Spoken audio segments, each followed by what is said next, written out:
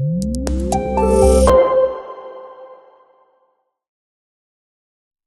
Friends, मैं हूं सारंग और आप देख रहे हैं बाम्बू फार्म इन्वेस्टमेंट्स। फ्रेंड्स, हमने लास्ट वीडियो में देखा कि बुल मार्केट में नॉर्मली क्या क्या होता है, क्या क्या सिनेरियोज होते हैं जो एक बुल मार्केट ये अच्छी तरह प्रमोट करते हैं, अच्छी तरह ऊपर ले ले जाते हैं। हम इस वीडियो में देखेंगे कि जब ये बुल मार्केट आता है तब कॉमन रिटेल इन्वेस्टर को रिएक्ट कैसे होना है, वो हम इस वीडियो में देखेंगे। सबसे पहले तो जब बुल मार्केट आता है तब हमें हमारा इन्वेस्टमेंट प्लान चेंज नहीं करना है। जब एक बुल मार्केट आता है तब ऐसा देखा देखा जाता है कि बुल मार्केट में ये रिटर्न्स अच्छे मिलते हैं। कॉमन रिटेल इन्वेस्टर को बहुत कम कम समय में बहुत अच्छी तरह रिटर्न्स मिलते हैं। तो जब ऐसे रिटर्न्स में मिलते हैं तब कॉमन रिटेल इन्वेस्टर गलती करे, इसकी पॉसिबिलिटी बढ़ती है। तो generally common retail investor bull market में क्या क्या गलती करता है, तो वो गलती करता है कि एक पर्टिकुलर स्टॉक में लम सम अमाउंट इन्वेस्ट करना। ऐसा ऐसा कौन सा भी स्टॉक जो पिछले साल, 1.5 साल, 2 साल में अच्छी तरह बढ़ा है, उसी स्टॉक में कॉमन रिटेल इन्वेस्टर ये बहुत सारी अमाउंट इन्वेस्ट करते हैं। लेकिन इससे होता यह है कि जब मार्केट का फेज बदलता है, जब बुल मार्केट से एयर मार्केट की तरफ जाते हैं, तब ये बढ़ने वाला स्टॉक जो है वही स्टॉक ये सबसे ज्यादा गिरता है, ऐसा देखा गया है। तो जब ऐसा सीन होता है, जब बढ़ने वाला स्टॉक जब सबसे ज्यादा गिरता है, तब ये कॉमन रिटेल इन्वेस्टर के जो रिटर्न्स है, रिटर्न्स ये बहुत बुरी तरह से इम्पैक्ट होते हैं। और कभी कभी कॉमन रिटेल इन्वेस्टर इस क्रैश की वजह से मार्केट से भी एग्जिट हो सकता है। तो ये गलती अगर हमें टालनी है तो हम थोड़ा जरा अलर्ट रहे। हम हमारा लमसम अमाउंट जो है वो किसी भी पर्टिकुलर स्टॉक या पर्टिकुलर म्यूचुअल फंड स्कीम में ना लगाए, अच्छी तरह डाइवर्सिफाई करें। और ये जो हम लमसम है ये स्मॉल कैप स्टॉक में तो बिल्कुल ही ना लगाए, क्योंकि स्मॉल कैप स्टॉक्स ये रिस्की होते हैं। ये मैंने पहले भी आपको बताया है।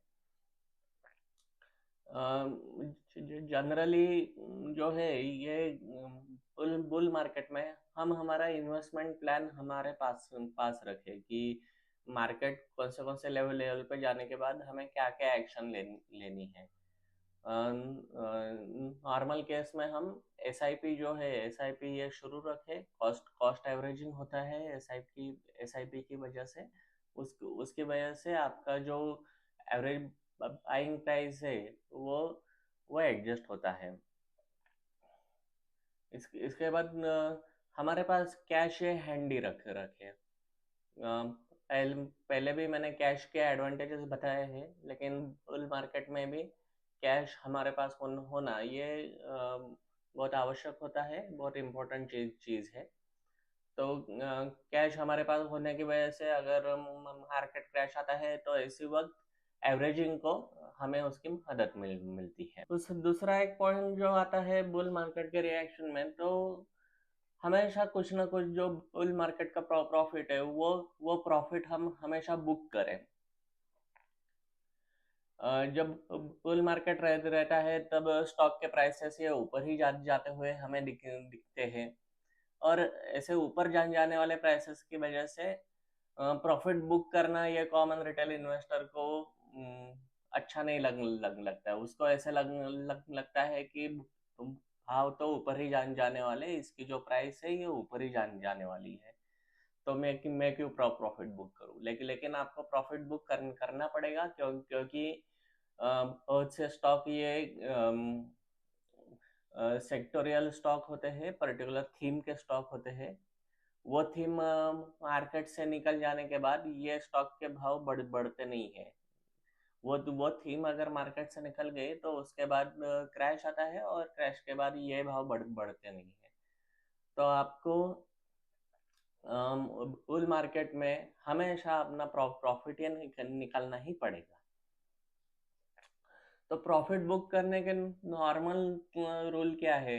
तो एक थंब रूल ऐसा बताया जाता है कि कौन सा भी स्टॉक जो साल में दुगना या तिगुना हुआ हो, या फिर पिछले 4 साल में आठ आठ गुना, 10 गुना हुआ हो, ऐसा पर्टिकुलर स्टॉक में आप प्रॉफिट बुकिंग ये प्राइमरीली करें। वहाँ प्रॉफिट बुकिंग ज़्यादा करें, क्योंकि ऐसे स्टॉक जो होते हैं वो नीचे गिरने के चांसेस बहुत ज़्यादा होते हैं।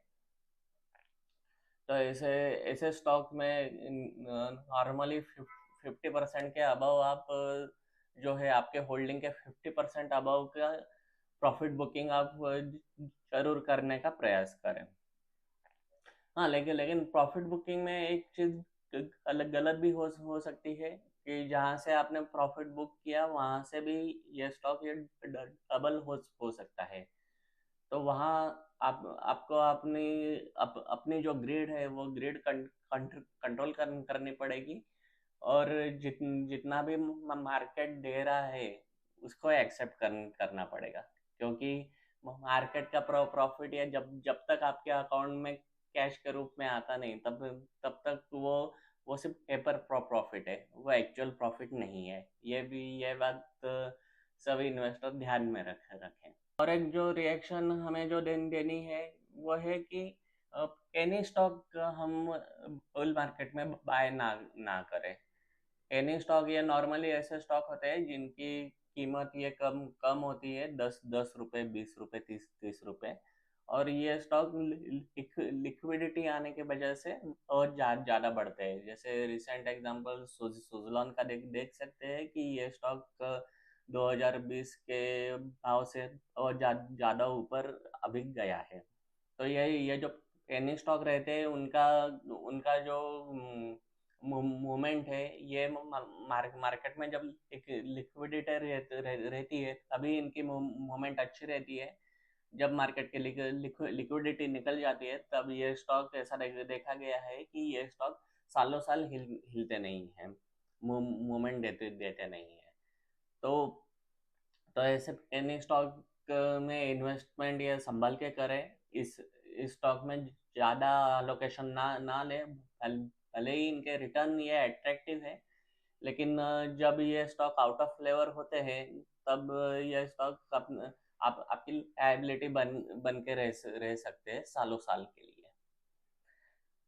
तो ऐसे वक्त जो है ये बुल मार्केट के वक्त अगर आपको इन्वेस्ट ही करना है तो क्वालिटी स्टॉक्स में इन्वेस्ट करें। जो स्टॉक्स आपको सालों साल रिटर्न दे रहे हैं, भले ही वो रिटर्न का उनका रेट कम कम है, लेकिन उनकी जो लॉन्जेटिविटी है, ड्यूरेबिलिटी है, वो टाइम टेस्टेड है।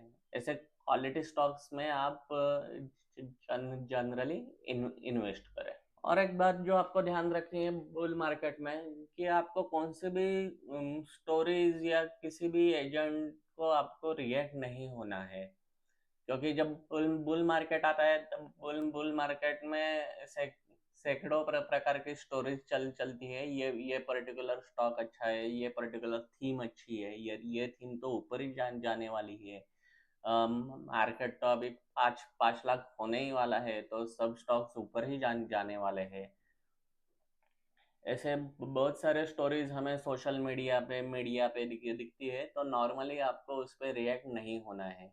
क्योंकि बहुत से बार ऐसा देखा गया है कि ऐसे स्टॉक स्टोरीज प्रमोट करने वाले लोगों का बहुत से बार ये वेस्टेड इंटरेस्ट उस पर्टिकुलर स्टॉक में रहता है।